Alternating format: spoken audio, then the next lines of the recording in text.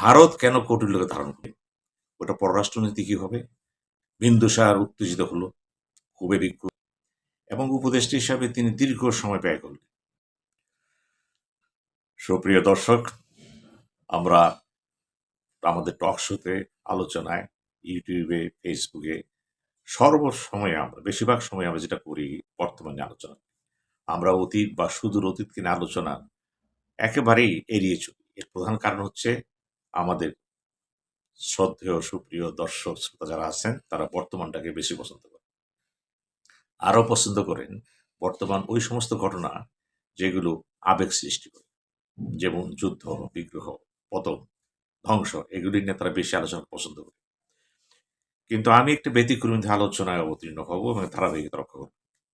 এ সম্পর্কে আমি কিছু ভিডিও তৈরি করে দেব।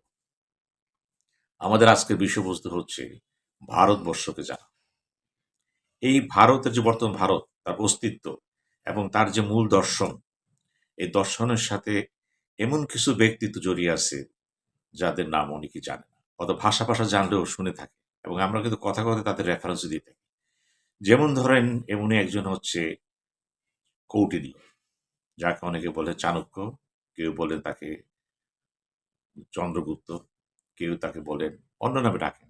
এই চাণক্য নামটার মূল কথা হচ্ছে তার পিতা চাণক, চাণকের থেকে চাণক্য, এটা বলা হচ্ছে, কিন্তু মূল উৎস কোথায় কিভাবে আছে সে আমি জানি না। আর চাণক্য সম্পর্কে কিন্তু খুব বেশি জানাও সম্ভব না, কারণ খ্রিস্টপূর্ব ৩৭০ সাল তার জন্ম, এবং তার মৃত্যু হয়েছে খ্রিস্টপূর্ব ২৮৩ সাল, অর্থাৎ তিনি বেঁচে ছিলেন ৮৫ থেকে ৮৬ বছর, দীর্ঘ সময়। এই চাণক্য হচ্ছে এমন এক ব্যক্তি যিনি ব্যক্তি জীবনে ছিলেন একজন অধ্যাপক, তক্ষশিলা বিশ্ববিদ্যালয়, ভারতের বিখ্যাত। এটার মধ্যে তিনি কিন্তু আচার্য ছিলেন, যেটাকে আমরা বলি আচার্য। এই চাণক্য একবার, তখন নন্দন সাম্রাজ্য ছিল, নন্দা সাম্রাজ্যে ছিল তখন রাজপ্রাসাদে মাঝে মাঝে কিন্তু বিভিন্ন অনুষ্ঠান হতো, উৎসবের আয়োজন হতো। এমন একটা অনুষ্ঠানে তিনি হাজির হন। তার ব্যক্তিগত, তাকে দেখতে ছিলেন তিনি অত্যন্ত কদাকৃ প্রকৃতির, কালো, এবং অনেকেই তাকে পছন্দ করত না। তিনি যখন দরবারে হাজির হলেন, সেই দরবারে বিভিন্ন কারণে তিনি অপমানিত হলেন এবং তাকে একসময় বের করে দেওয়া হল। তিনি প্রতিশোধ স্পৃহায় কিন্তু দগ্ধীভূত থাকলেন, এবং তিনি প্রতিজ্ঞা করলেন যে এর প্রতিশোধ তিনি নেবেন। কারণ ব্যক্তি জীবনে তিনি খুবই প্রতিহিংসা পরায়ণ ছিলেন এবং তিনি কোনো কিছু ভুলতেন না। এই দুঃখে যখন বেরিয়ে আসেন, বেরিয়ে আসতে আসতে তিনি এসে একটা জঙ্গলের পাশে বসলেন। সেখানে বসে তিনি কি করলেন, খুব ধৈর্য সহকারে কাঠ সংগ্রহ করছেন এবং সেগুলোকে পুড়িয়ে দিচ্ছেন। এটা দেখে এক যুবক আগে আসলো, সেখানে বলল যে, আপনি এটা কি করছেন? বলে, দেখো, আমার যারা শত্রু তাদেরকে আমি ভেবে পুড়িয়ে দিই। এই তার দর্শনের খেলা দেখে, এবং অনেক সাধনার প্রচেষ্টার পরে তিনি এক ব্যক্তিকে তিনি পছন্দ করলেন। ওই ব্যক্তিকে পছন্দ করার পরে তার নাম ছিল এই চন্দ্রগুপ্ত সাম্রাজ্য, যেটা বলি আমরা। তিনি ছিলেন রাজার দাসীর ছেলে। যে কোনো কারণে রাজা তার দাসীকে অস্বীকার করলেন, ছেলেকে অস্বীকার করলেন, এবং এই ছেলে সেখান থেকে যেহেতু প্রতারিত হয়ে গেল, এবং এগুলি জানার পরে ছেলেও বড় হলো, আস্তে আস্তে আস্তে জানার পরে তিনি তাকে গ্রহণ করলেন এবং তার শিক্ষা দীক্ষা দিয়ে ট্রেনিং দিয়ে তাকে তৈরি করলেন একজন যোদ্ধা হিসাবে প্রতিশোধ নেওয়ার জন্য। এবং একসময় কি হলো, নন্দন রাজা যেটা বলি আমরা, তিনি নন্দা সাম্রাজ্যের সেই রাজার পতন হলো। পতন হওয়ার পরে ধনানন্দ হলো। পতন হওয়ার পরে ওই সাম্রাজ্য পতনের পরে মৌর্য সাম্রাজ্য প্রতিষ্ঠা হলো, এই চন্দ্রগুপ্ত হলেন প্রথম রাজা। কৌটিল্য যেহেতু লেখাপড়া জানা পড়া, বিশেষ করে বেদে তিনি একজন বিজ্ঞ পণ্ডিত ছিলেন, ধর্মশাস্ত্র জানতেন, অর্থনীতি জানতেন, সমাজনীতি সবই বুঝতেন, তিনি তার প্রধানমন্ত্রী হলেন, প্রধান উপদেষ্টা।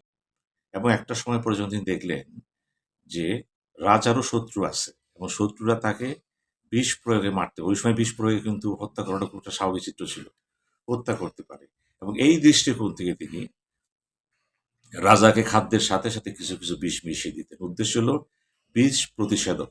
ভবিষ্যতে যদি কেউ তাকে বিষ মিশায়, যাতে হঠাৎ করে তিনি মারা না যায়। এইভাবেই তো চলছিল।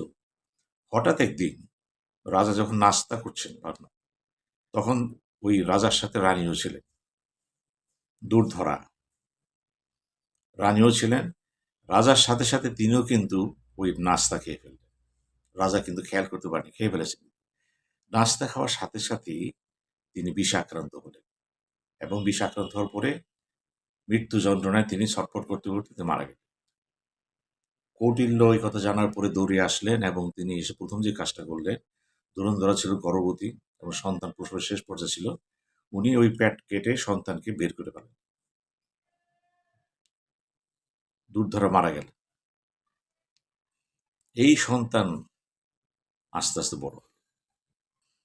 বড় হতে হতে একটা সময়ে যখন চন্দ্রগুপ্ত সিদ্ধান্ত নিলেন তিনি আর রাজ্য শাসন করবেন না, তিনি বীতশ্রদ্ধ হয়ে গেলেন এবং তিনি চিন্তা করলেন তিনি রক্ষা জীবন যাপন করবেন। উনি সবকিছু দিয়ে চলে গেলেন। চলে যাওয়ার পর এই সন্তান, তার নাম ছিল বিন্দুসার। এই বিন্দুসার যখন জানতে পারলেন একটা সময় যে তাকে, তার মাকে হত্যা করেছে কে, এই কৌটিল্য। কে বললেন? শুভেন্দু নামে আরেকজন উজির ছিলেন, তিনি মোটামুটি কৌটিল্যের বিরোধী ছিলেন।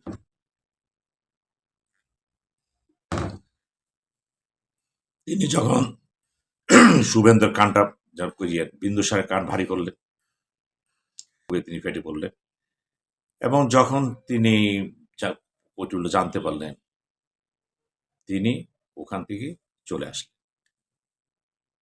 চলে এসে তিনি কি করলেন, তখন জৈন ধর্ম মতে মৃত্যুর আগে একটা নিয়ম ছিল, সেটা হলো উপনিবসকা। এই মধ্যে তিনি মারা যাওয়ার চেষ্টা করলেন, যেটা ওই সময় অনেকেই বড় বড় সাধকরা করতেন। তিনি যখন চলে আসলেন, একেবারে বৃদ্ধ বয়স, কিন্তু ৮০-র উপর হয়ে গেছে, কিন্তু অথবা ৮২-৮৩ হয়ে গেছে। যখন বিন্দুসার জানতে পারলেন পুরো ঘটনাটা, যে চন্দ্রগুপ্ত আসতে পারলেন তাকে, তার মাকে মারেনি, ঘটনাক্রমে ঘটনা ঘটে গেছে, এবং তার পিতাকে রক্ষা করেছে তার মূল দায়িত্ব, তখন তিনি অনুতপ্ত হয়ে এই চন্দ্রগুপ্ত আমার চাণক্যকে নিয়ে যাওয়ার জন্য ওই শুভেন্দুকে পাঠাল। কিন্তু চাণক্য রাজি হলো না। শুভেন্দু তখন সুযোগ বুঝে চাণক্যকে একটা প্রক্রিয়া করে তিনি যে আসনে ছিলেন সেটাকে আগুন দিয়ে পুড়িয়ে দিয়ে চাণক্যকে পুড়িয়ে দেওয়া। চাণক্য বিদায় নিল। চাণক্য চলে গেল। এরপরে কি হলো, বিন্দুসারের মৃত্যুর পরে তারই সন্তান সাম্রাজ্যের দায়িত্ব নিলেন। এই হচ্ছে সেই বিখ্যাত অশোক দ্য গ্রেট, যিনি ভারতবর্ষের এই সাম্রাজ্যটাকে এত বাড়ালেন, তিনি একটি অখণ্ড ভারতের চিন্তা করে একটা সাম্রাজ্য কায়েম করলেন। তিনি হচ্ছেন এর মূল রূপকার। তার দাদা চন্দ্রগুপ্ত শুরু করলেন, বাপ এটা নিয়ে গেলেন, এবং তিনি সেটাকে পূর্ণাঙ্গ রূপ দিলেন।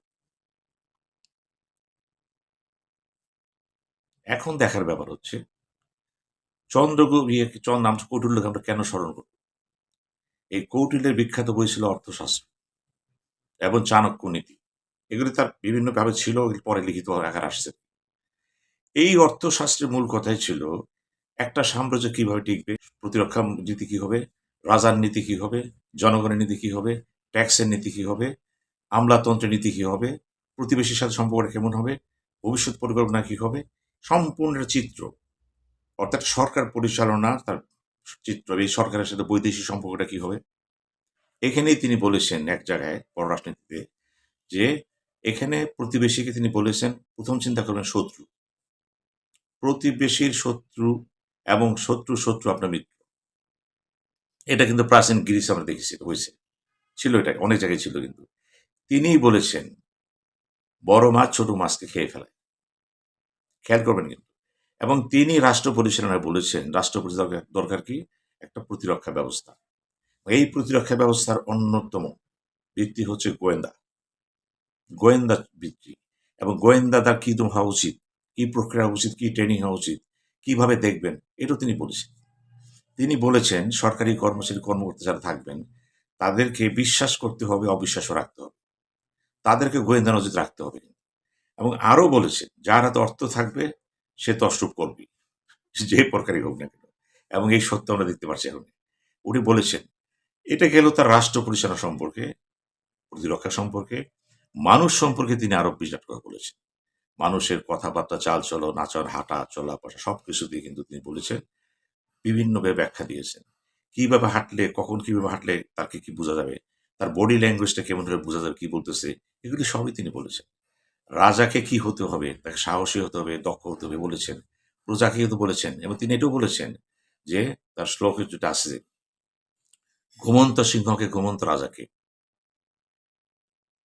ঘুমন্ত শিশুকে কখনো জাগাতে নেই, ভয়ঙ্কর ভয়ঙ্কর হয়ে যাবে। তিনি বলেছেন একটা মশারও গুরুত্ব আছে, মাছের গুরুত্ব আছে। তিনি বলেছেন আমাদের চরিত্রটা কেমন হবে, কিভাবে বোঝা যায়। তিনি আরো কথা বলেছেন শ্লোকে সে, যে বুড়ো মানুষের তরুণী স্ত্রী বিষ সমতুল্য। চিন্তা করছেন কত বড় কথাটা বলে গেছেন তিনি সেই আমলে, অভিজ্ঞতা আলোকে। এবং এরকম অনেক কথা বলে গেছেন। ভারত যখন দেখলো এই কৌটিল্য কিন্তু মৌর্য সাম্রাজ্যের পতনের পরে হারিয়ে গিয়েছিলেন, অনেক পরে কিন্তু তার শিষ্যরা, ভক্তরা বিভিন্নভাবে এই যে তার যেটা বলি অর্থশাস্ত্র সেটা সংকলন করেছে, করে এবং ছেড়ে দিয়েছে। কিন্তু ভারত যখন এই কৌটিল্যকে চিনতে পারলো, অর্থাৎ 1915 সালে গ্রিক ভাষায় প্রথমেই অর্থশাস্ত্রটা অনুবাদ করা হলো। তারপর আস্তে আস্তে ইংরেজি আসলে, এখন তো বাংলাও পাওয়া যাচ্ছে, কৌটিল্য সব পাওয়া যাচ্ছে। ভারতের চিন্তা চেতনা, ওই যে অখণ্ড ভারত, ওই চিন্তা চেতনা, রাজার কি করতে হবে, পররাষ্ট্রনীতি কি করতে হবে, আমলাতন্ত্র কি করতে হবে, সবকিছু একটা শখ কিন্তু সেখানে ছিল। এই শখটা কিন্তু ভারত ধারণ করল, ধারণ করেনি শুধু, বিভিন্ন পাঠ্যপুস্তকে কৌটিল্যকে তারা নিয়ে আসলো। এবং একটা সময় কি করলো, ভারতের যে কূটনৈতিক পল্লী তার নাম দিয়ে চাণক্য পল্লী। আজও ভারতের পররাষ্ট্রনীতিতে, প্রতিরক্ষা পদ্ধতিতে, গোয়েন্দার ব্যবহারে কৌটিল্য কিন্তু খুবই গুরুত্বপূর্ণ একটা ব্যক্তি। তারা কৌটিল্যকে অনুসরণ করে একটি কারণে, কৌটিল্যের নীতিগুলো, কর্মসূচিগুলো ভারতের সহায়ক। এখন লক্ষ্য রাখ, কৌটিল্য কি শুধু ভালো কথা, খারাপ কথাই বলেছে? কৌটিল্যের মূল দর্শনটা ছিল ভালো হয়ে বাঁচতে হবে, সৎ চিন্তা করতে হবে, ভালো কাজ করতে হবে, রাজাকেও প্রজাকেও। কিন্তু এখানে একটি কথা গুরুত্বপূর্ণ, তিনি জোর দিয়ে বলেছেন, উদ্দেশ্য সাধনে মাধ্যম বিষয় না। আমি কোথায় যেতে চাই, কোন পর্বত দখল করব, আমি যে কোনো প্রকার দখলটাই বড় জিনিস। অর্থাৎ তার কথা ছিল not mean justify the ends, end justify the means, যেটা একটা বিতর্ক দর্শন আছে। এ কারণেই আজকের এই ভারতে কৌটিল্য হচ্ছে একটা প্রেরণা। কৌটিল্য কিন্তু চিন্তা করেন, তিনি যীশু খ্রিস্টের 370 বছর আগে জন্ম, 280-তে মৃত্যু হয়ে গেল। এত বছর পরও ভারত তাকে আবিষ্কার করেছে এবং তার দর্শন নিয়ে এসেছে। তিনি কিন্তু অত্যন্ত বিচক্ষণ ব্যক্তি ছিলেন, এবং তার অনেকগুলো শ্লোক কিন্তু আছে, প্রায় 6000-এর মতো শ্লোক তার আছে, উক্তি বাণী আছে। এবং এখনো ভারতের কোনো ব্যক্তি যদি, কোনো রাষ্ট্রনায়ক যদি, মন্ত্রী যদি ভালো কাজ করেন, বুদ্ধি থাকে, তাকে বলা হয় চাণক্য। যেমন আমরা দেখেছি বাজপেয়ীকে চাণক্য বলা হতো, এখন আমরা দেখছি অমিত শাহকে বলা হচ্ছে চাণক্য। আমরা বাংলাদেশেও দেখেছি কেউ বেশি একটু এদিক ওদিক হলে আমরা বলি চাণক্য নীতি, চাণক্য কৌটিল্যের মতো কাজ করতেছে। অর্থাৎ কৌটিল্যকে বলা হচ্ছে একটা মেধা, একটা প্রতিভা, একটা কৌশল, দূরদর্শী ব্যক্তিত্বের প্রতীক। আসুন বর্তমান প্রজন্ম তো কৌটিল্যকে চিনে না, কারণ এখন তো আমরা অতীতে জানতে চাই না, পড়তে চাই না, বই পুস্তক পড়তে আগ্রহ নেই।